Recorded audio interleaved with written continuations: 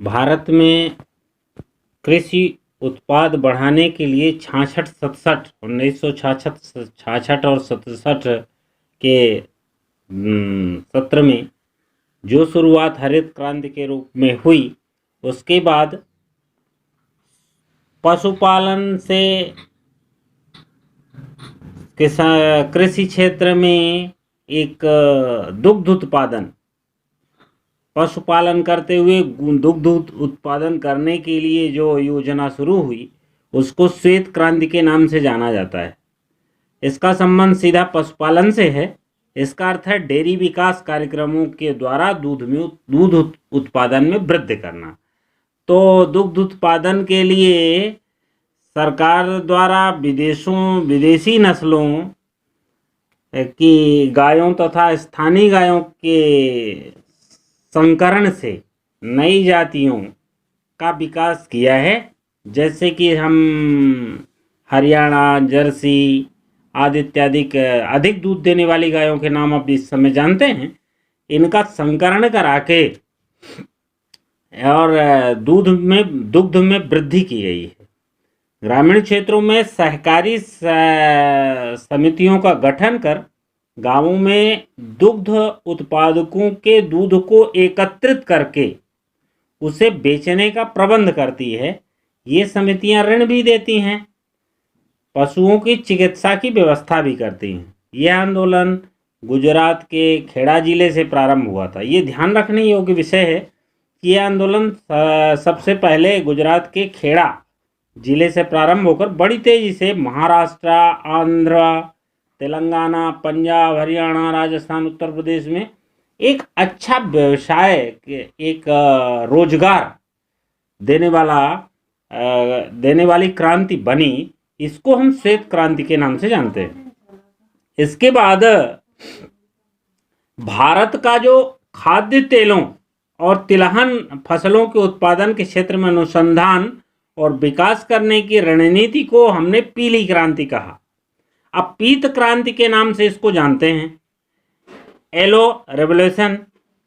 60 के दशक तक भारत तिलहन उत्पादन पर आत्मनिर्भर था, किंतु कुल भूमि में तिलहन फसलों के घटते क्षेत्रफल, खाद व उर्वरकों के नगण्य उपयोग, सिंचाई के सीमित साधन, बढ़ती आबादी, फसल सुरक्षा एवं वैज्ञानिक तरीकों का उपयोग न करने से देश में खाद्य तेलों की कमी हो गई थी। तो तिलहन उत्पादन बढ़ाने हेतु अनेक प्रयास किए। जैसे 1987-88 में भारत सरकार ने एक टेक्नोलॉजी मिशन की शुरुआत की, जिसके द्वारा राष्ट्रीय, राज्य व स्थानीय स्तर पर गठित समितियों, कृषि अनुसंधान संस्थाओं एवं ऋण प्रदान करने वाली संस्थाओं की मदद से तिलहन उत्पादन को अधिक लाभप्रद बनाने का उपाय किया। इस के लिए समर्थन मूल्य, भंडारण की व्यवस्था, विक्रय बाजार की व्यवस्था आदि पूरी तैयारी करके और किसान को तिलहन की ओर बढ़ाने के लिए संकरित हाइब्रिड बीज भी उपलब्ध कराए गए। इसको हम पीत क्रांति के नाम से जानते हैं। अब नीली क्रांति। देश में मछली का उत्पादन, मत्स्य उत्पादन करने के लिए ब्लू रेवोल्यूशन लाया गया।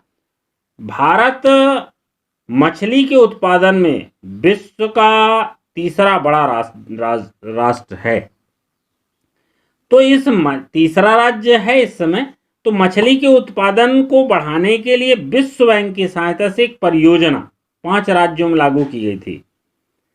तो इसमें मछली उत्पादन के लिए क्या करना, पोषण आहार का स्तर ऊंचा उठता है, रोजगार के अवसर बढ़ते हैं और विदेशी मुद्रा प्राप्त होती है। इसलिए मछली उत्पादन, चूंकि इसमें कोई अपना कार्य नहीं होता है, तालाब हमारे पास पर्याप्त हैं, जो जल के स्रोत हैं वो हमारे पास पर्याप्त हैं, ऐसी परिस्थिति में क्योंकि हमारे पास संसाधन हैं, तो इसका उपयोग उस क्षेत्र में, जो कि हमारे लिए केवल वह क्षेत्र अनावश्यक हो जाता है, तो उस क्षेत्र में यह उत्पादन कर लेने से देश को भी लाभ हो रहा है और ये उत्पादन करने वाले लोगों, उसमें लगे लोगों को रोजगार प्राप्त होता है। इसलिए इसको नीली क्रांति के नाम से जाना गया। अब एक आता गुलाबी क्रांति। तो शरीर की रोग प्रतिरोधक क्षमता बढ़ाने के लिए प्राकृतिक खनिज एवं विटामिन का महत्वपूर्ण स्थान होता है, ये हमें जानकारी में है। यदि शरीर की रोग प्रतिरोधक क्षमता बनी रहे, इसके लिए खनिज और विटामिन ये महत्वपूर्ण स्थान रखते हैं। तो ये कहाँ से हमें प्राप्त होते हैं खनिज और विटामिन? तो ये हमें फलों से प्राप्त होते हैं। फलों में एक ऐसा कहना चाहिए कि फलों के क्षेत्र में जो फल हैं वो उनमें हमारा ऐसा कि इन फलों को कृषि के क्षेत्र में जो फल हैं वो हमारे व्यवसाय का साधन बन जाए, रोजगार का साधन बन जाए, आय का साधन बन जाए, इसके लिए शासन ने उस समय सरकार ने गुलाबी क्रांति के नाम से एक योजना लाई, जिसमें विविध जलवायु एवं मिट्टी का उपयोग करते हुए उष्ण एवं शीतोष्ण कटिबंधीय फलों जैसे सेब, आम, केला, नारियल, काजू, अनानास, संतरे, नींबू, नाशपाती, आलूचे, खुबानी, बादाम की कृषि को विकसित करने पर जोर दिया गया। इससे किसान की आय को बढ़ाना और उस फल के पोषण से चूंकि अपने शरीर की रोग प्रतिरोधक क्षमता बनी रहे और उत्पादकता का स्तर इतना ऊंचा हो कि उसमें लगे लोगों को रोजगार और आय का साधन दोनों बने, इसका प्रचार प्रसार करना गुलाबी क्रांति के नाम से कहा गया। तो अपन ने अभी तक में 5 क्रांतियां पढ़ी। हरित क्रांति कृषि क्षेत्र में विकास करने के लिए, हरित क्रांति पशुधन यानी दुग्ध उत्पादन के लिए, डेयरी उत्पादन जो शुरू हुआ था, डेयरी का कार्य शुरू हुआ था, उसको अपन ने श्वेत क्रांति। तिलहन तेल के क्षेत्र में जहां जिन जिन फसलों से हमें तेल प्राप्त होता है उसका विकास करना, उसमें आय का स्रोत बनाना, इसको पीत क्रांति कहा। तथा मछली उत्पन्न, मत्स्य उद्योग जो मछली उत्पादन है उसको नीली क्रांति। शरीर की रोग प्रतिरोधक क्षमता बढ़ाने वाले ऐसे फलों के उत्पादन में वृद्धि करना, ये गुलाबी क्रांति। ऐसी 5 क्रांतियां जिन्होंने कि किसान के आय में वृद्धि कर दे और उससे ये कहना चाहिए कि किसान को खेती के प्रति रुचि और कृषि क्षेत्र में वृद्धि, अनुपयोगी भूमि का भी उपयोग, ऐसी भूमि जिसका उपयोग हमारे लिए नहीं हो पा रहा है, उसके उस क्षेत्र में भी उस क्षेत्र का भी उपयोग करते हुए किसान अपनी आय में वृद्धि कर सकेगा।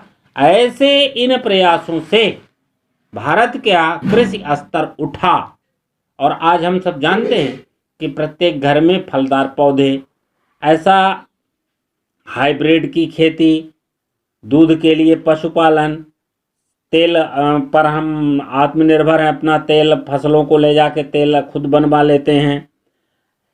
ये जो मत्स्य है, हम जानते होंगे कि अपने गांव के तालाब में भी, आपका तालाब भी आरक्षित होगा, किसी न किसी ने उसको ले लिया होगा किराए से, तो उसमें राजस्व की भी प्राप्ति हो रही है और मछली उत्पादन करने वाला जो किसान है, जो मछली उत्पादन करता है, उसको 2-4 लोगों को रोजगार भी मिलता है। गुलाबी क्रांति से हम सब लोग परिचित हैं। फल उत्पादन में इस समय हम पर्याप्त ध्यान दे रहे हैं। तो औषधि उद्यान और उनकी उपयोगिता एवं सुरक्षा, विश्व उत्पादन का 10%, विश्व के कुल उत्पादन का 10% एवं फल एवं 13.28% सब्जियों का उत्पादन भारत में होता है। भारत कृषि में बहुत ही इस समय ठीक स्थिति तक है।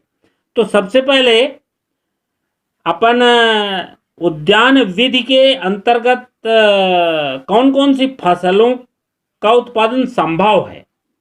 उद्यान विधि, जो उद्यान की विधि है, तो इसके अंतर्गत कौन कौन सी फलों और फसलों का उत्पादन होता है, उसके बारे में थोड़ी चर्चा करेंगे।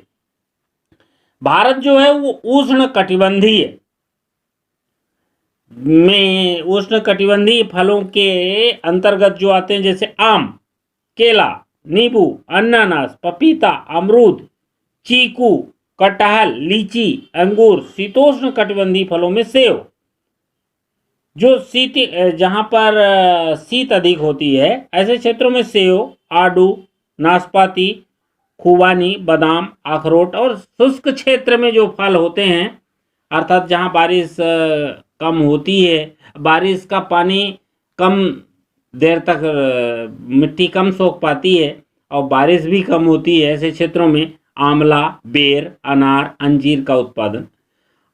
ये आपका आम और केला, चीकू, नींबू की पैदावार के मामले में हमारा देश अव्वल है। भारत में विश्व का 39% आम एवं 23% केला भारत में केले होता है, विश्व का कुल उत्पादन का। अब सब्जियां, भारत में प्रमुख रूप से जो सब्जियां उगाई जाती हैं वो सब आपको मालूम है। टमाटर, प्याज, बैगन, पत्ता गोभी, फूल गोभी, मटर, आलू, खीरा। ये ऐसा कहना चाहिए दुनिया में सब्जियों की पैदावार में चीन के बाद हमारा दूसरा स्थान है। फूल गोभी के उत्पादन में विश्व में पहला स्थान है, प्याज में दूसरा और पत्ता गोभी में हम तीसरे स्थान में। फूलों के उत्पादन में भारत में फूलों की खेती परंपरागत ढंग से हो रही है, जैसे गुलाब, कोषाद्रा, ट्यूबरोज, ग्लैडियोला, ये के उत्पादन में तेजी से हम वृद्धि कर रहे हैं। अर्थात ये देखने में सुंदर, आकर्षक और सुगंधित पुष्प होते हैं। इन पुष्पों को बाजार में इनका रेट अच्छा मिल जाता है, इसलिए इन नई किस्म के पुष्पों को किसान को देकर उनमें किसान द्वारा खेती करते हुए उसमें आय प्राप्त करना। जैसे हम गेहूं की फसल की बोनी करते हैं और काट गाह के उसको बाजार में बेचते हैं, उसी को प्रकार हम पुष्प तैयार करते हैं, फूल।